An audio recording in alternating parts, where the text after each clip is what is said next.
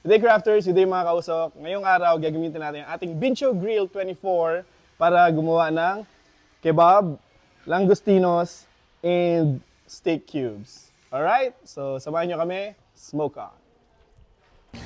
Ayan, so binatan ko lang yung sibuyas dyan, kinat ko siya pa wedge, tapos sinunod ko na yung green chili pepper, medyo maliliit lang kasi medyo mahang siya.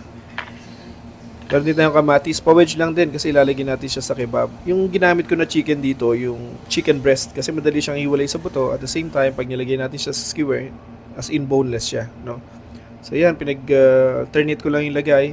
Tapos may mga spices dito, no? Yung cumin, yung chili powder, yung basil leaves, and of course yung salt and pepper natin.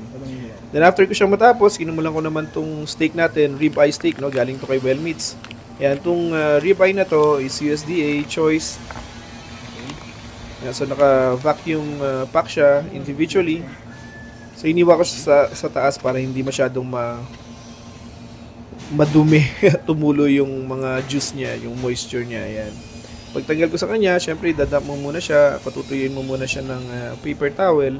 And then lagyan ako ng olive oil para kumapit yung ating yung salt and pepper. Hiniwa ko lang siya ng padiretso, then cube, kasi ilalagay ko din siya sa skewer. Ang gagamitin kasi natin dito ngayon is yung ating Bincho Grill. So paglagay ko dyan, all good to go na siya. Syempre gusto ko rin magkaroon parang surf and turf. Nagsalang din tayo ng ilang piraso ng sugpo. Ayan. So tinanggal natin yung dinivane natin siya. Tapos nagparikit na ako ng apoy. Pagkaparikit ko ng apoy, sinaling ko dun sa charcoal holder ng Bincho Grill natin. So, ilagay ko na siya dun sa bahay niya. Ayan. So, yan yung Bincho Grill natin 24. That's the smallest that we have. Yan, meron siyang mga bars para dun ilalagay yung mga skewers, no? Yun yung pinaka-stopper niya. Yan, meron din siyang air intake doon sa harap.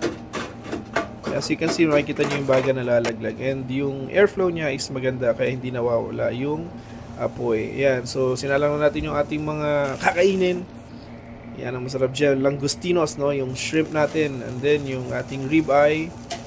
And then, ang ating syempre, yung chicken kebab kasama natin dyan. Yan, no?